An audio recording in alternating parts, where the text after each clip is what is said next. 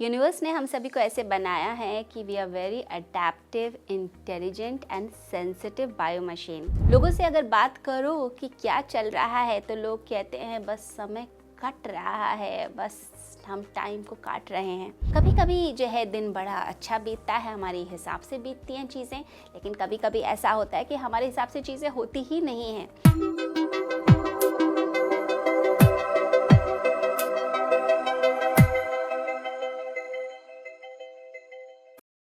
परमात्मा ने हम सभी को ऐसे रचा है, यूनिवर्स ने हम सभी को ऐसे बनाया है कि we are very adaptive, intelligent and sensitive bio machine, जिसमें थॉट्स भी हैं, इमोशंस भी हैं, वाइब्रेशंस भी हैं, एनर्जी भी हैं।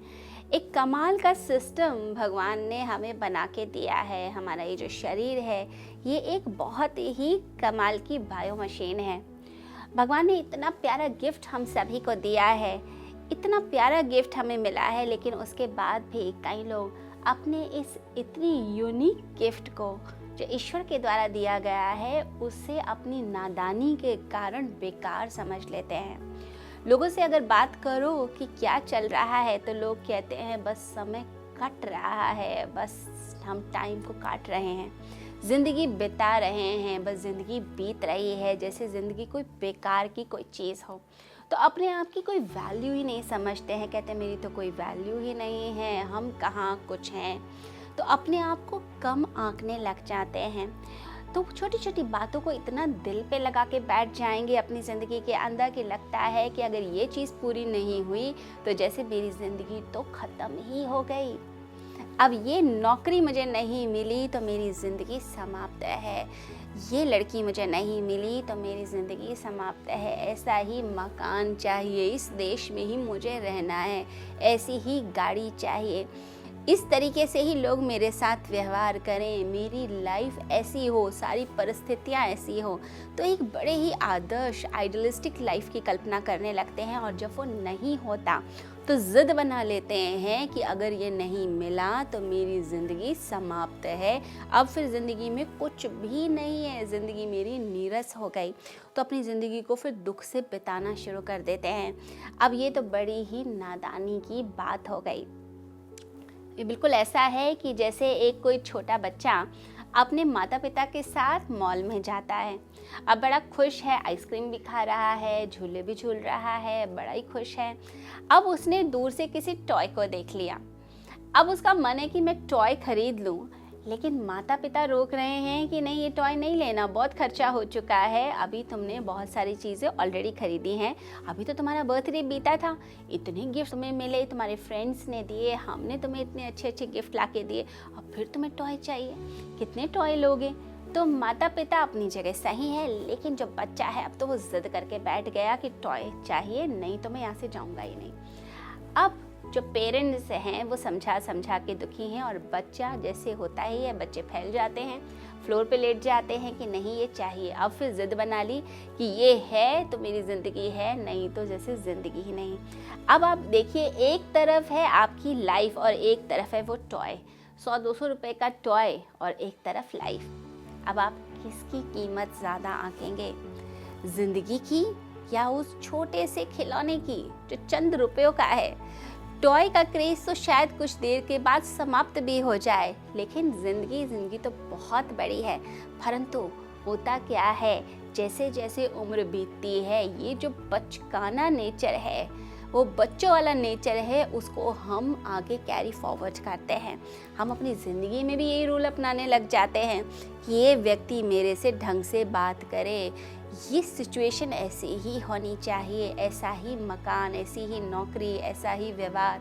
तो सब चीज़ों के लिए हम शर्त बना देते हैं। तो सारी दुनिया आपके माता पिता नहीं है जो आपकी बात मान लेंगे और फिर आपकी मर्ज़ी के हिसाब से ज़िंदगी बीतेगी। तो बहुत सारी चीज़ें ऐसी होती हैं जिन्हें हम बदल नहीं सकते हैं, उन्हें स्वीकार करना पड़ता है, एक्सेप्ट करना पड़ता है। अगर हम इतने निराश हो जाएंगे और सिचुएशन से इतना दब जाएंगे या इतने उदासीन हो जाएंगे कि ये चीज़ नहीं है तो अब ज़िंदगी समाप्त कर दें, तो इसे आप एक नादानी ही कहेंगे, मजाक कहेंगे। तो कभी कभी जो है दिन बड़ा अच्छा बीतता है, हमारे हिसाब से बीतती हैं चीज़ें, लेकिन कभी कभी ऐसा होता है कि हमारे हिसाब से चीज़ें होती ही नहीं हैं और फिर हम जो है अंदर ही अंदर उस गम को पाल लेते हैं कि जैसे अब कुछ बीता ही नहीं, अब कुछ होगा ही नहीं ज़िंदगी के अंदर, एक होपलेसनेस लेकर आ जाते हैं। तो ये जो संसार है इसमें रात दिन मान सम्मान खुशी गम सब साथ चलता है। कभी कुछ अच्छा होता है, कभी कुछ बुरा होता है। कोई दिन बड़ा अच्छा बीतता है और कोई दिन बड़ा बुरा बीतता है। जब अच्छा दिन होता है ना तो हम बड़ी प्लानिंग कर रहे होते हैं, हम आगे यहाँ जाएंगे, इतना कमाएंगे, इतनी सारी चीज़ें होंगी हमारी, तो बहुत सारी भविष्य के सुनहरे सपने बनाते हैं। लेकिन जब कुछ बुरा हो जाता है हमें लगता है हम सिचुएशन में फंस गए, अब तो कुछ हो ही नहीं सकता। तो लोग अपने आप को किसी सिचुएशन के साथ आइडेंटिफाई करके और फिर फंसावट महसूस करते हैं, और जब फंसा हुआ महसूस करते हैं, जैसे कोई गला घोट रहा है, फिर कहते हैं अब तो ज़िंदगी समाप्त कर दें, अब इस गेम को ख़त्म करें, हमसे तो सहा ही नहीं जाता है। तो अपनी इस सोच को ठीक कीजिए, क्योंकि अच्छा बुरा रात दिन मान सम्मान ये सब तो ज़िंदगी का हिस्सा है, इसे एक्सेप्ट करना सीखिए। और बहुत ज़्यादा प्रॉब्लम के बारे में सोचते रहेंगे तो फिर ज़िंदगी कैसे जिएंगे। राह में कांटे तो होते ही हैं, लेकिन जो फूल हैं उसकी तरफ दृष्टि होनी चाहिए। तो फूलों को चुनने की कोशिश कीजिए। अब भगवान को फूल अगर चढ़ाने हैं तो आप अगर अपने हाथ में एक बास्केट लेके जाते हैं तो फूलों को ही तो हाथ लगाते हैं, क्योंकि फूल ही चढ़ाने हैं। अगर सारा दिन कांटों की तरफ ध्यान जाएगा या गलत चीज़ों की तरफ ध्यान जाएगा तो फूल कैसे इकट्ठे करेंगे। तो अपनी ज़िंदगी में फूल इकट्ठे करने हैं, यानी प्रॉब्लम्स नहीं इकट्ठी करनी, हमें सॉल्यूशंस की तरफ ध्यान देना है। जो अच्छा है उसकी तरफ ध्यान देना है, इतना नेगेटिविटी की तरफ ध्यान मत दीजिए। तो प्रॉब्लम की तरफ ध्यान कम, सॉल्यूशन की तरफ ध्यान ज़्यादा, और अपनी ज़िंदगी को कृपा में जीने की कोशिश कीजिए। भगवान की कृपा में हम ज़िंदगी जिए, भगवान का आभार माने। जो कुछ अच्छा है ज़िंदगी में उसकी तरफ भी देखिए, इतना भी कुछ बुरा नहीं हो गया। ऐसा कभी नहीं होता कि एक व्यक्ति की ज़िंदगी में इतना बुरा हो कि सब कुछ बुरा हो जाए। लाइफ में कुछ अच्छा है कुछ बुरा है, खट्टा मीठा, ये ज़िंदगी का स्वाद होता है। अलग अलग स्वाद हैं, फ्लेवर्स हैं, उनका मज़ा लीजिए। ज़िंदगी को खिल खिल में जीने की कोशिश कीजिए। उसे इतना सीरियस बिजनेस मत बना दीजिए, इतना सीरियस मत बना लें कि ऐसा लगे कि ज़िंदगी जीना तो बड़ा मुश्किल है, फिर तो एक कदम भी उठाना भारी पड़ जाएगा। थोड़ा सा तो साहस रखिए, थोड़ा तो आत्मविश्वास रखिए। इतना क्या बुरा हो गया कि आपके अंदर जो है साहस नहीं है। भगवान ने इतनी शक्ति दी है, उसको जगाइए अपने अंदर के धैर्य को, साहस को, कि मैं कुछ कर सकता हूँ। अपने आत्मविश्वास के साथ आगे बढ़िए और बहुत ज़्यादा सेल्फ क्रिटिसिज्म में मत पड़ें। हर समय आत्मनिंदा, मैं तो कुछ भी नहीं हूँ, मुझे ये भी नहीं आता, मैं तो बहुत कमज़ोर हूँ, मेरी परिस्थितियाँ ख़राब हैं, मेरे माता पिता ने मेरे साथ ऐसा किया।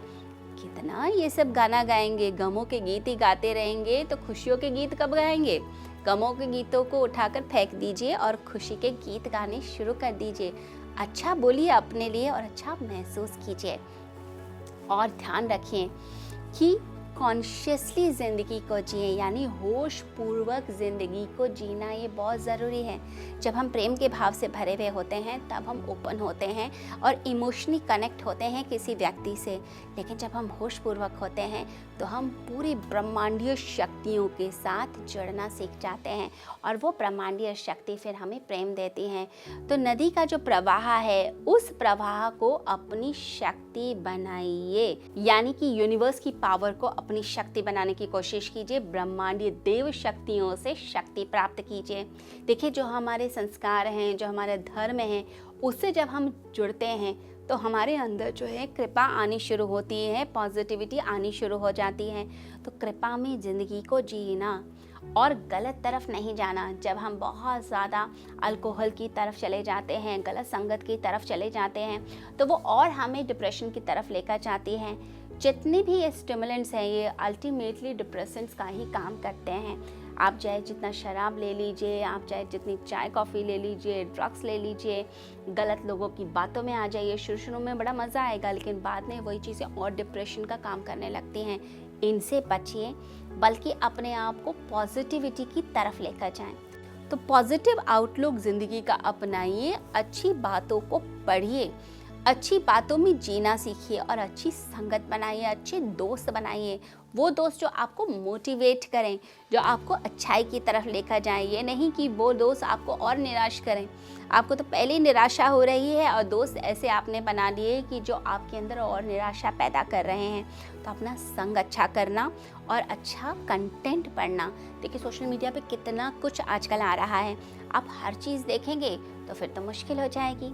जैसे कोई व्यक्ति अगर प्यार से आपको खाना खिलाता ही चला जाए, आपको पिज़्ज़ा भी खिला रहा है, आपको पास्ता खिला रहा है, चाइनीज़ भी खिला रहा है, साउथ इंडियन भी खिला रहा है, नॉर्थ इंडियन भी खिला रहा है, आप खाते ही चले जा रहे हैं, अल्टीमेटली क्या होगा, आपका पेट खराब हो जाएगा।